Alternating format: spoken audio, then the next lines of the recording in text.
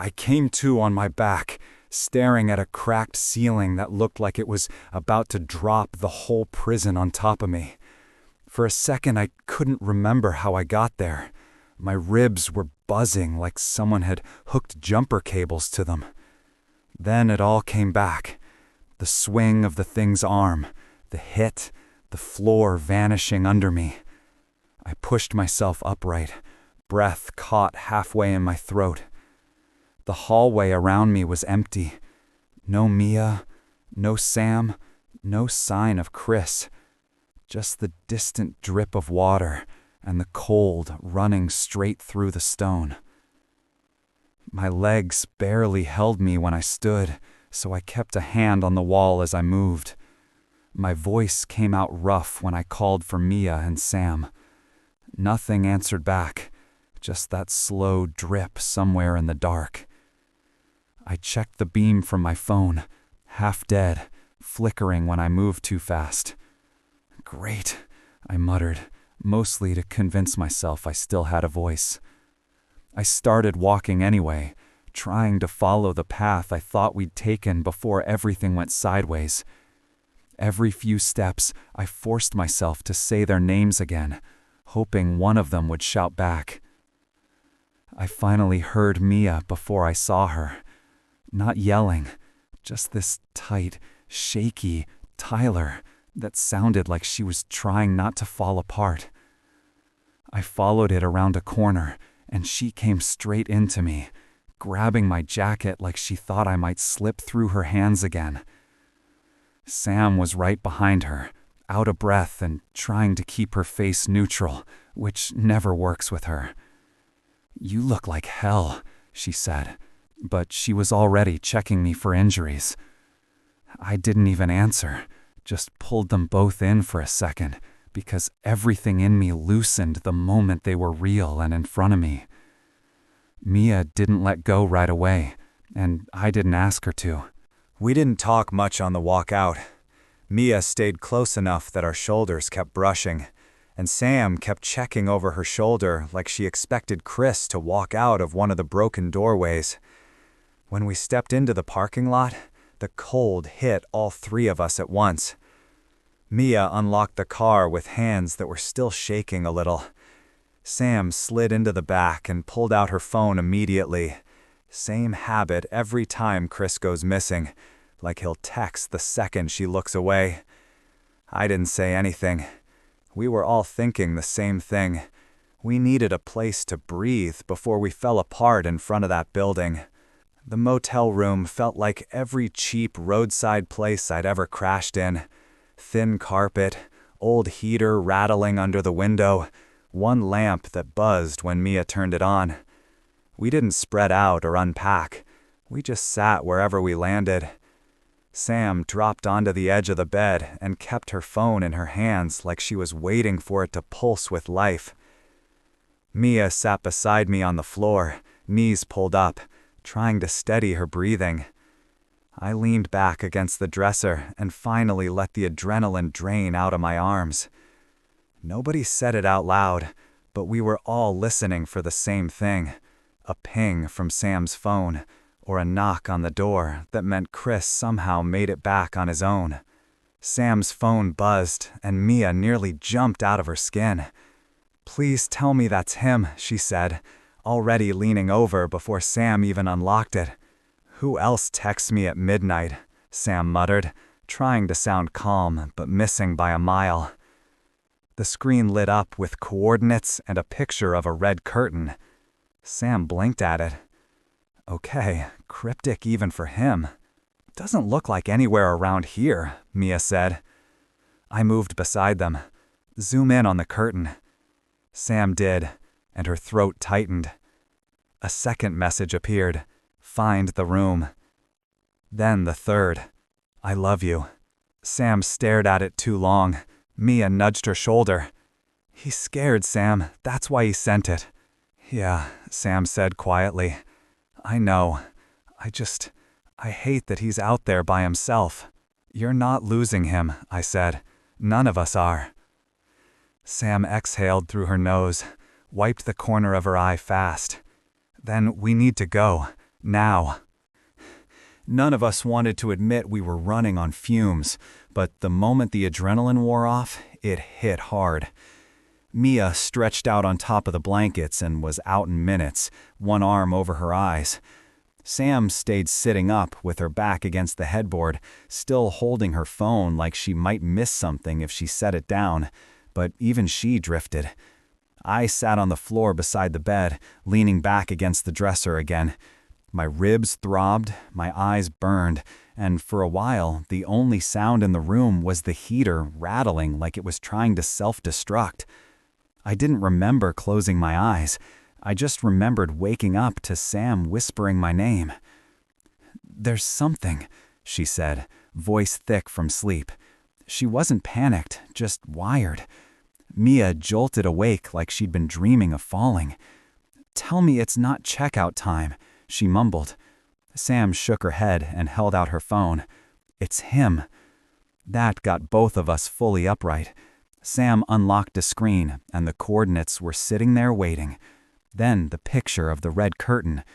Mia squinted. "Is that a stage? Why would he be near a stage?" Sam shrugged. "Because he's Chris. He communicates like a cryptic fortune cookie." Mia rubbed her face. "At least he's alive. I'll take weird over nothing." Then the second message came in. "Find the room." Still simple, still Chris. The third one landed a few seconds later, and Sam's breath caught. "I love you." Mia reached over and squeezed her knee. "He's scared, Sam.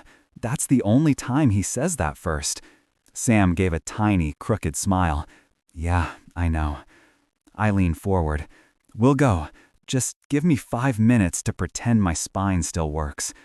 Mia stood and grabbed the keys from the nightstand. "Fine, but I'm driving this time. Tyler's concussed and Sam's emotional. I'm the only one with full brain cells right now." Sam snorted. "Debatable."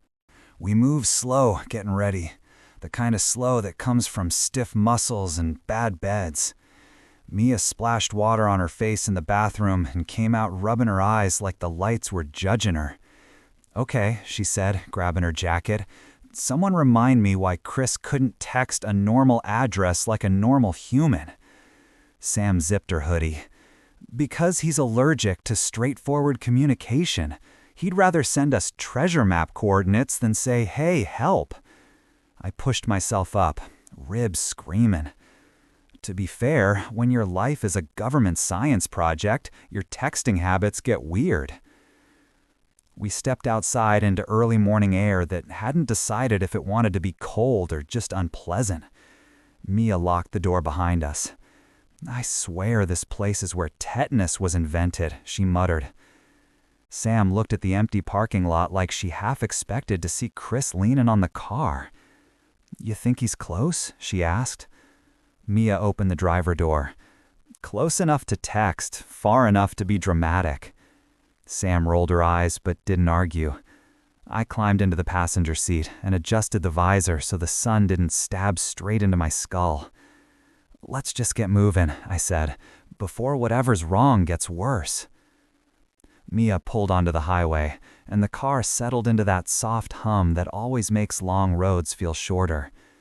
Sam held her phone between both hands like she was keeping it warm. "The curtain in the photo, it looks old," she said, "like dusty old." Mia nodded. "Opera House old." Sam glanced at me.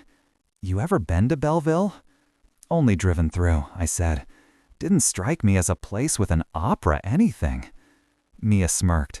"Yeah, well, we've learned haunted buildings don't need to make sense geographically."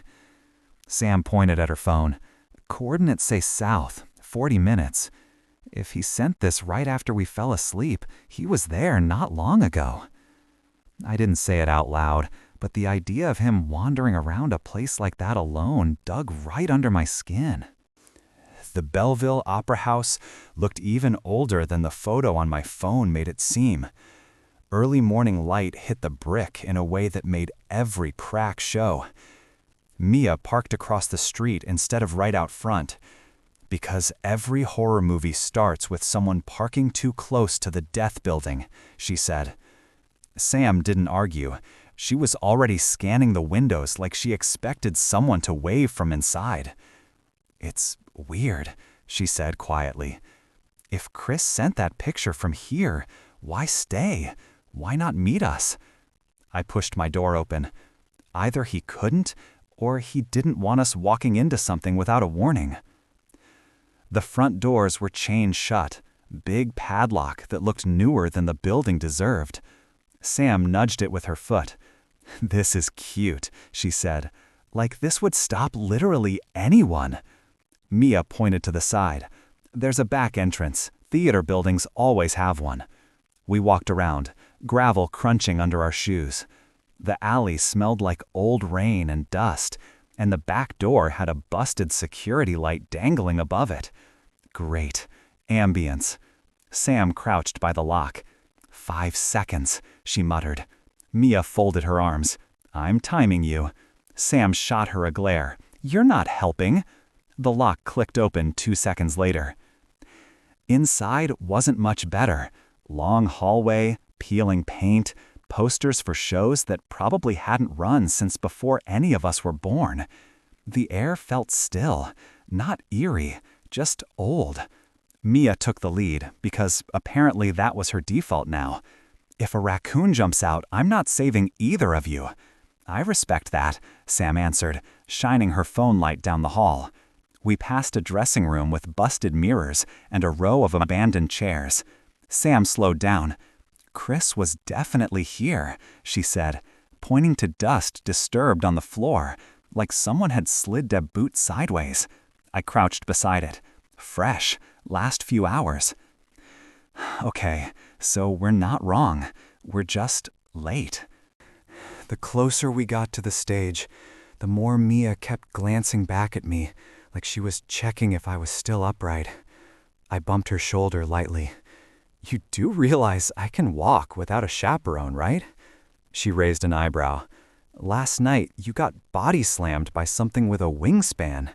Forgive me for not trusting your balance yet." I grinned. "My balance is great." She pointed at my shoe. "You put that one on the wrong foot, Tyler." I looked down. "Okay, that's fair." Sam groaned. "If you two start flirting in a haunted theater, I'm leaving both of you here." We stepped onto the edge of the stage, the old wood creaking loud enough to make all three of us pause. Mia tested another board with her foot. "If I fall through this thing, you're dragging me out with full sympathy." "Full?" I asked. "Like no sarcasm?" She smirked. "I didn't say that." Sam shone her phone toward the curtains. "Guys, can we flirt later? Or never? Preferably never. I'm trying to figure out where Chris went." I lifted the curtain slightly and felt Mia lean in beside me, her shoulder brushing mine. "He was definitely up here," she said softly. "Look at the dust. Someone walked across." Sam pushed past us toward the back of the stage. "Hold up, there's something here." We followed her to a scuffed square panel half hidden near the floorboards. Mia knelt and tapped it. "Trapdoor," she said. "Of course there's a trapdoor. Why wouldn't there be?" I knelt beside her. "Want me to lift it?" "No," she said immediately. "You're injured, and I don't need you pulling a rib out of place just to be macho." Sam snorted. "She's right." I sighed. "Fine, teamwork it is." Mia hooked her fingers under the edge and looked at me with a small smile. "On 3?" I nodded. "Always." We lifted the trapdoor on 3, and it came up with a groan that echoed under the stage. A ladder disappeared into the dark. Mia leaned over it and wrinkled her nose. "This smells like every basement nightmare I've ever had." Sam poked her head beside us. "You have basement nightmares?" Mia shrugged. "I'm dating Tyler, of course I do." I blinked at her. "Hey, what does that even mean?" She gave me a soft smile. "It means trouble follows you like a lost puppy." Sam sighed. "Please climb down before you two write vows up here." I went first, mostly because Mia would tackle me if I tried to argue. The ladder rattled under my weight, but it held. Sam came down next, then Mia, who shut the trapdoor above us.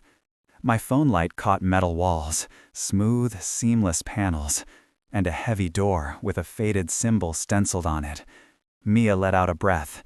This is not theater storage. Sam traced the symbol with her fingers. Veil, she said quietly. Old logo, too. Pre-2000. I swallowed. So Chris wasn't sending us on some dramatic detour. Mia nodded. He was pointing us to something they didn't want people finding. Sam brushed dirt off a control panel beside the door. Looks dead, she said. Power's gone. Mia stepped close and turned the latch. It didn't budge. Great, locked, super. I leaned beside her and tried the bottom corner. Nothing. Maybe it's rusted shut, I said. Mia shook her head. No, this is veil metal. It doesn't rust. They designed these rooms so nothing could break out. She paused, then added under her breath. Or break in. Sam stepped back. Tyler, help me check the frame. There has to be a manual release. Mia tapped her fingers nervously against her thigh. Whatever's behind this door better be worth waking me up at 6 in the morning. Sam found the release before I did. A thin, metal slot hidden behind a loose wall panel. Got you, she murmured, sliding her fingers in and pulling a small lever until it clicked. The heavy door unlocked with a low thud that rolled through the floor under us. Mia stepped back immediately. Okay, that didn't sound friendly. I pushed the door open with my shoulder, just enough to slip a light inside. The beam caught metal shelving, scattered papers, and something overturned in the corner. Mia exhaled slowly. This is a veil safe room. Sam crouched beside the threshold. Yeah, and something left here in a hurry. We stepped inside together. The room wasn't big, more like a storage bunker, the kind they used to keep classified stuff until it could be moved. Papers littered the floor, along with an old clipboard that looked like it had been stepped on. Sam picked it up. They logged a transfer, she said, reading fast. Entity, something, 7. The rest is smudged. Mia knelt by a metal case cracked open on the floor. Whatever was in here broke out, she said. Look at the hinge. I followed her eyes to the deep bend in the metal. That wasn't from the outside, she added. That came from inside the case. My stomach tightened. Nothing small does that. Sam moved to a wall where a single phrase was written in faded marker, as if someone scribbled it right before running. Umbra 7 breach. Do not engage. She read it out loud, then looked at me. Umbra. That means shadow, or full dark. Mia rubbed her hands along her arms. Great, just great. And Chris was down here? I crouched near a pile of torn folders, flipping one open. Inside was a blurry photo, grainy, maybe 20 years old, of a tall silhouette standing in a doorway, hat brim casting its face in complete darkness. I held it out to Mia. I think this is Umbra 7.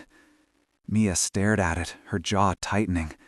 Tyler, the photographer was close, way too close. Mia kept staring at the photo like she was waiting for the figure to move. How close was the camera? She asked. Sam leaned in over her shoulder. 3 feet, maybe 4. I shook my head. Whoever took this had zero self-preservation instinct. Mia handed the picture back to me. Either that, or they didn't know what they were looking at until it was too late. Sam glanced around the room. Can we please not assume the photographer died? I'd like at least one optimistic thought today. I slipped the photo into my pocket. Fine, they lived long enough to warn us with handwriting. Mia pointed at the wall. Yeah, comforting. We kept searching the room, quieter now, like our voices might bounce into places we didn't want them going. Sam knelt beside the overturned metal case again. This is transport grade, she said. Veil only uses these for things they can't sedate or contain any other way. Mia shot me a look. Shadow Guy fits that category. I tried to lighten the mood. Hey, maybe Umbra 7 retired and opened a coffee shop. Sam didn't even look up. Tyler, if a shadow creature handed you a latte, you'd scream before the foam hit your hand. Mia snorted. He absolutely would. I pointed at both of them. Okay, unfair slander while we're being hunted is uncalled for. I was about to check another pile of folders when Sam stopped moving. Not froze, just stilled, like her brain hit a wall. Guys, she said quietly, don't turn around yet. Mia's hand found mine instantly. Sam, she whispered, if there's something behind us, I swear. Sam swallowed. It's not behind us. It's in the corner, left side. Just look slow. Mia squeezed my hand once before she let go. Then we both turned our heads the way Sam pointed. And there it was, a tall, thin silhouette, standing in the far corner of the safe room. Brimmed hat angled forward, edges soft like smoke. It didn't move, didn't shift, didn't breathe. Mia whispered, Tyler, please tell me that's a shadow from your phone. My phone was pointed at the floor. Nope, I said. Definitely not my shadow. None of us moved at first. Sam's light hit the corner in this narrow beam, and the silhouette stayed exactly where it was, like someone had painted it onto the wall. Mia edged closer to me without thinking. Why isn't it doing anything? She whispered. I kept my voice low. Maybe it doesn't know we're here. Sam shot me a look. Tyler, it is looking right at us. Mia tugged my sleeve. Okay, great. Love the optimism, but can we leave the room now? Preferably before it decides we look like snacks? Sam nodded fast. Back up. Slow. I stepped first, and the thing didn't react, not even a twitch. Mia stayed right beside me, practically glued to my arm. Why does it look like that? She murmured. Like it's made of smoke. Sam didn't take her eyes off it. Umbra means full shadow. They probably weren't being poetic. I swallowed, watching the edges of it blur slightly, like a heat ripple without the heat. Should it be closer? I asked. The photo made it seem like it likes being right up on people. Sam frowned. Maybe it... The light flickered in her hand. Just once. Just a blink. But when it came back, Umbra 7 was 2 feet closer. Mia's breath hitched. Nope, no, absolutely not. Sam tightened her grip on her phone until her knuckles went white. Don't blink the light again, Mia whispered harshly. I'm not blinking it. My battery is dying, Sam shot back. I stepped slightly in front of them, not bravely, just because it felt like the right thing to do, and raised my hands, like that would help.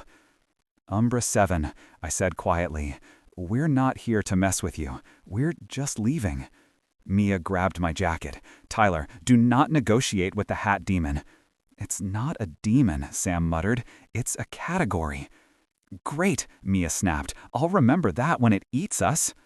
Umbra 7 drifted another inch forward, silent, slow, like time stretched around it.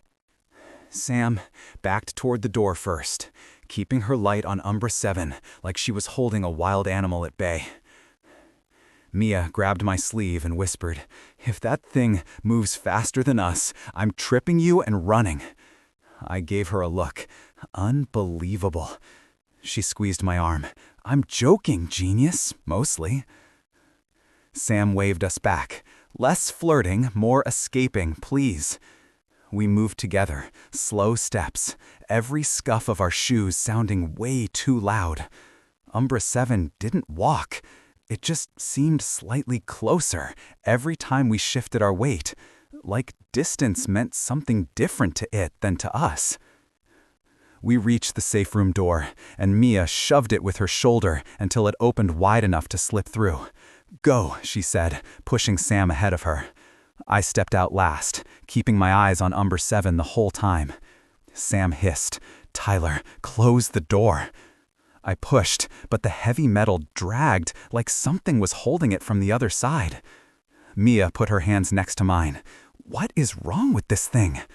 The moment the light flickered again, Umbra 7's outline jittered, long arms stretching just an inch farther than before.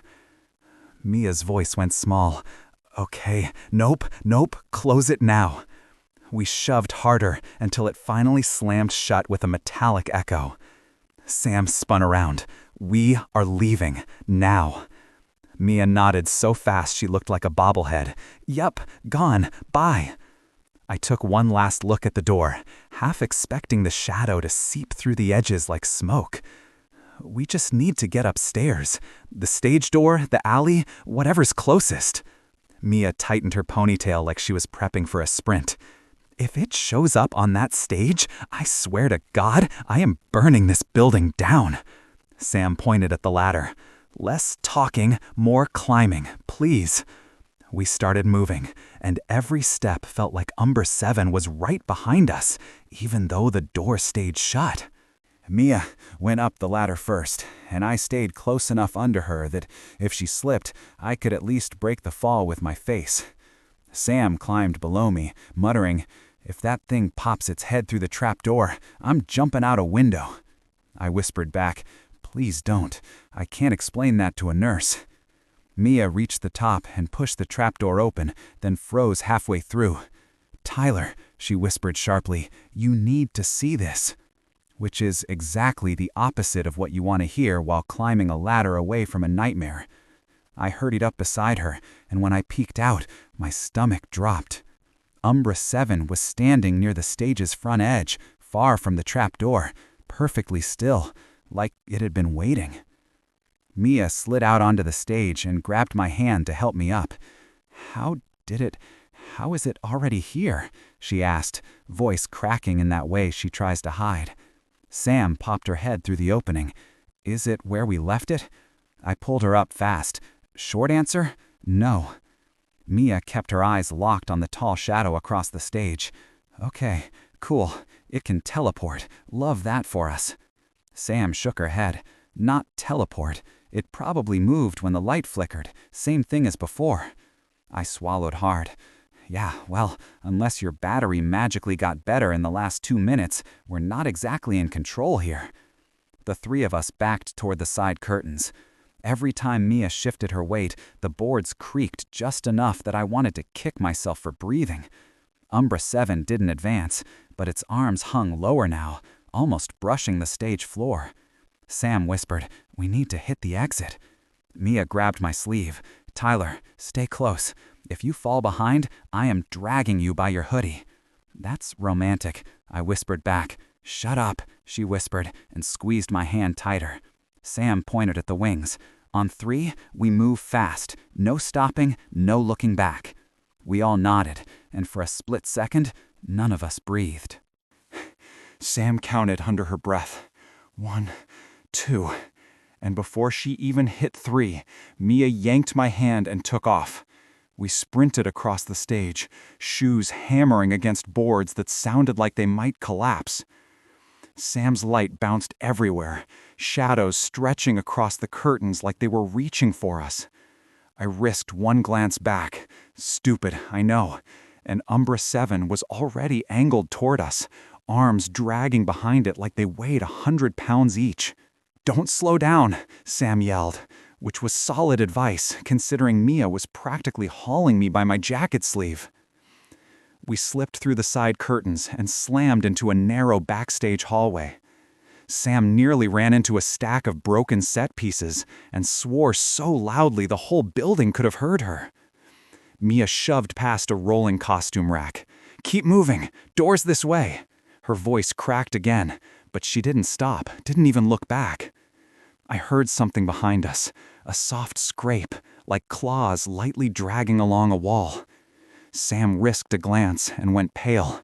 "It's coming through the curtain," she shouted. I didn't need to look. The sound was enough to sprint faster. We burst through the backstage exit so hard Mia bounced off the doorframe. She caught herself and grabbed my arm to steady both of us. Sam shoved the door closed and locked it with the same flimsy latch she'd picked earlier. "That won't hold it," she whispered. Mia leaned forward, breathing hard. "Doesn't need to. We're gone." She grabbed my hoodie and pulled me down the steps into the alley. The morning light hit us like a lifeline, cold but real. For a second, everything went still. Then Sam's phone buzzed with a low battery warning, and when her screen flashed bright for half a second, I saw a long, thin shadow stretch across the far wall of the alley. Not a person, not a trick of the light. Umbra 7, watching from just inside the open doorway. We didn't stop running until we reached the car. Mia fumbled the keys twice before unlocking it, and Sam practically dove into the back seat. I slid in beside Mia just as she started the engine. "Seatbelts," she said, breath still shaky. Sam snapped hers in. "If it shows up in this car, I'm throwing myself out the window." I twisted around to check the alley one last time. Umbra 7 wasn't in the doorway anymore. Just empty space and a long strip of shadow that didn't match anything around it. "Go," I said. Mia didn't hesitate. The tires squealed as she pulled away from the curb like we were outrunning a fire. Sam kept checking the rear window, her voice tight. "Tell me if you see it, please." Mia shook her head. "Sam, if it shows up back there, I'm not narrating it. I'm just screaming." I looked down at Sam's phone screen glowing weakly in her hands. The curtain photo was still open, and the longer I stared at it, the more wrong it felt. "Chris knew this thing was here," I said. "He sent us because he couldn't deal with it alone." Sam swallowed. "Or he didn't want it following him." That possibility settled in the car like a weight. Mia gripped the wheel tighter. "Great, so now it's our problem. Fantastic." We hit the main road, and the Opera House finally disappeared from the rearview mirror. Sam exhaled like she'd been underwater too long. "Okay," she said, voice shaking. "Someone tell me we're clear." Mia nodded toward the window. "We're in daylight. Shadows don't like daylight, right?" "Pretty sure that's vampires," I said. "Not whatever this is." Sam opened her front camera to check her face. Habit, nervousness, both, and froze. "Tyler," she whispered, turning the phone toward us. The photo showed all three of us in the reflection, and behind us, barely visible in the back seat window, a stretched, distorted shadow leaned forward like it was listening. Mia slammed the visor up. "Nope," she yelled. "Absolutely not. We're getting out of this car right now." I grabbed her arm. "Mia, drive. It's not touching us. Not yet." Mia pulled onto the gravel shoulder so fast the tires spit rocks behind us. She threw the car into park and turned around in her seat, eyes wide. "Okay, someone explain how that thing got in the reflection without getting in the car." Sam rubbed her forehead hard. "It didn't get in. It's hitchhiking through shadows. It's using angles and dark spots, any place light doesn't hit." I stared at the backseat window, half expecting something to press against it. "So, basically, it's everywhere light isn't." Mia slapped her palm against the steering wheel. "Great! Fantastic! Love that! Shadows exist literally everywhere, Tyler!"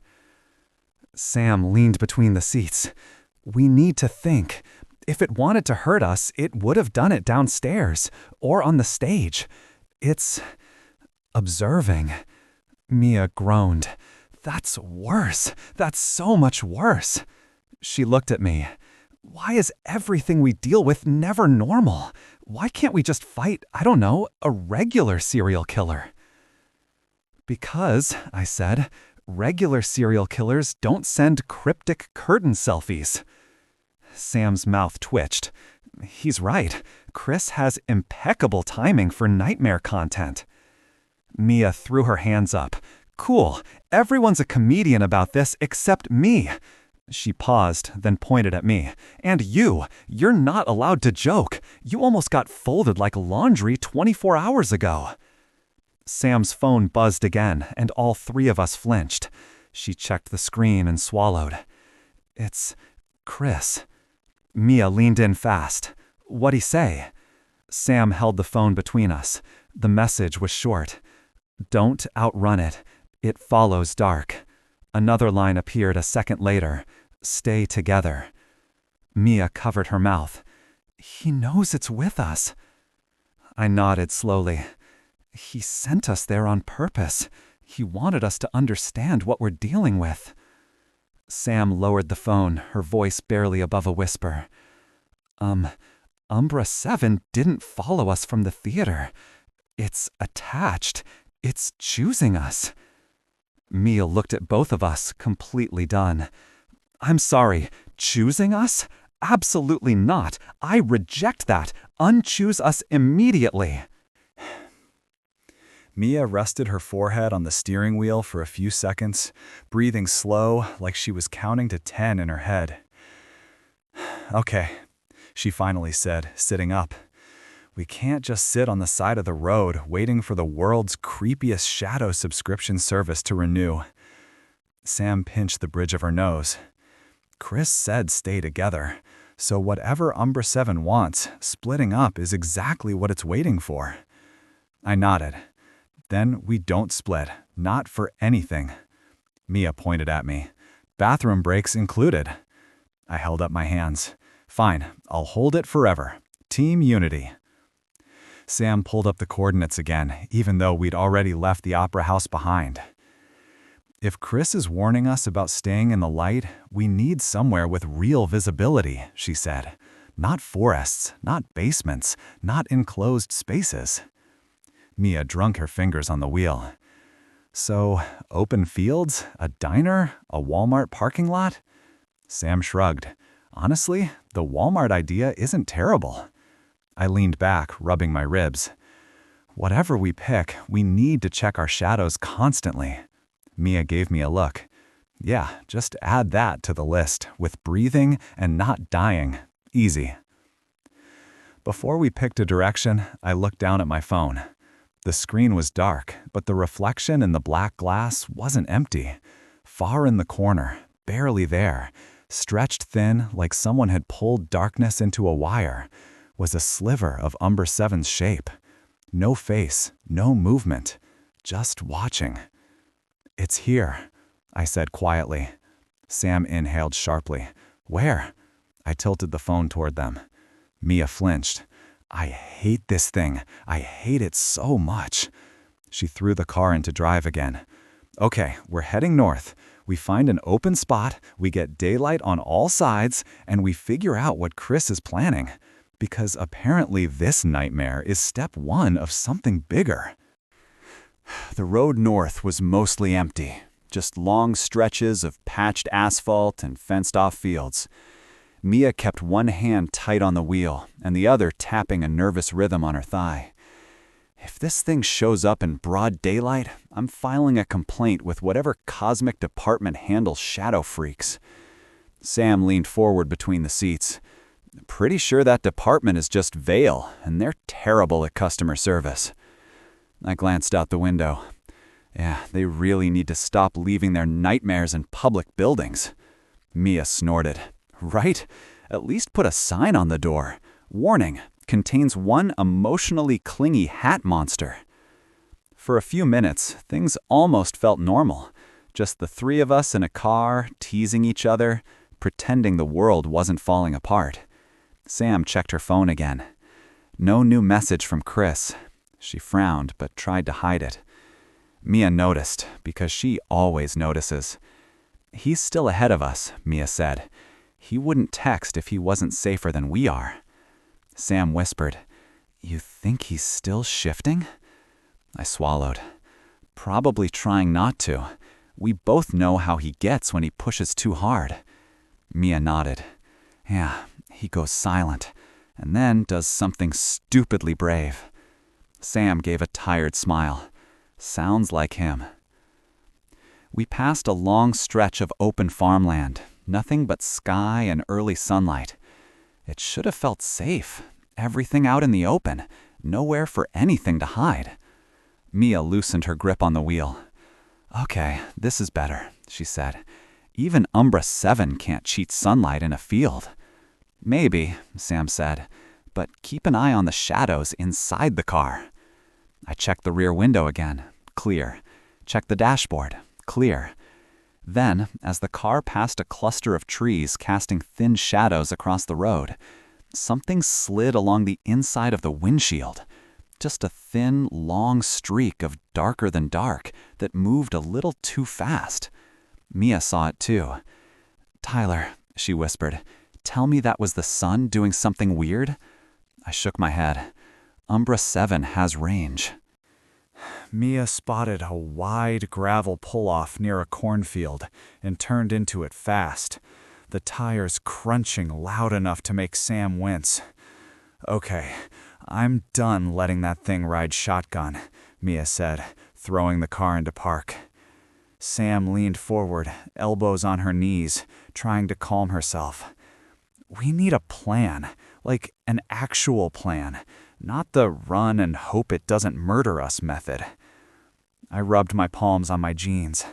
Step 1, daylight. Step 2, regroup. Step 3, figure out what the hell Chris was leading us toward. Mia sighed. Step 4, coffee, because I swear I'm running on fumes and spite. Sam pointed at her. "Put that on a shirt." We all got out of the car just to get a breath that didn't taste like panic. Mia stood close to me, arms crossed, trying to pretend she wasn't watching every shadow on the ground. "You okay?" she asked quietly. I shrugged. Define okay. She bumped her shoulder against mine, alive and not possessed by a smoke demon. I nodded. Barely meets the criteria, but I'll take it. Mia gave a weak smile, the kind that told me she was hanging on by threads. "When this is over," she said, "we're taking a normal vacation. I don't care if it's a hotel or a tent or your parents' backyard, something that doesn't involve creatures with extended limb privileges." "Deal," I said. "Big deal." Sam stayed by the hood of the car, scrolling through Chris's message thread again. "Guys, something's off." Mia and I walked over. Sam turned the phone toward us. "These coordinates? They weren't random. Look." She zoomed out on the map. The Opera House, the Reformatory, then a pin farther north, one we hadn't noticed. He marked this last night, before he texted us. Mia blanked. That's a whole different direction. Sam nodded, anxiety tightening her voice. Chris wasn't leading us to Umbra 7. He was leading us past it. Like he wanted us to understand something before we reached this point. I stared at the northern pen. Then whatever's up there, he thinks we're going to need the warning. Mia studied the northern pin, her forehead creasing. "That's nowhere. There's nothing out there except trees and highway." Sam shook her head. "Not nothing. Look, when I zoom in, there's an access road. Tiny, almost hidden." I leaned closer. Vale roads always look like that. Old survey paths. They don't label them on real maps. Mia dropped her arms. "So Chris wasn't sending us to a stage. That was just step 1. Sam nodded. "A warning, a demonstration. Umbra 7 was something he needed us to see before we follow him to whatever's next." I felt that sting in my chest again, fear and loyalty twisted together. "Then we go," I said. "Whatever he's walking into, we're not letting him do it alone." We stood there for a moment, all three of us staring north like we expected the trees to shift.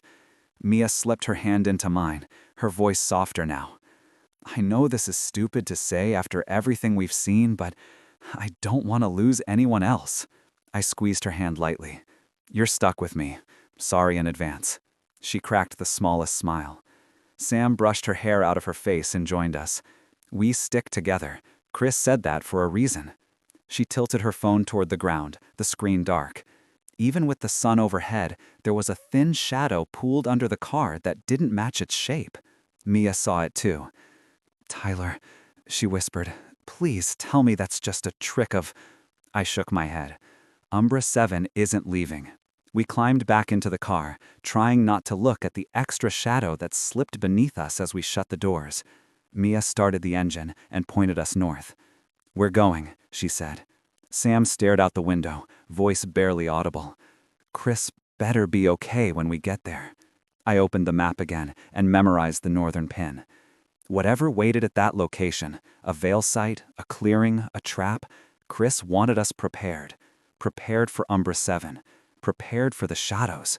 Prepared for him losing control of his shifting. As the car rolled forward, sunlight flashed across the windshield, and there, in the reflection, faint, stretched, wrong, Umbra 7 leaned just enough to show it was listening.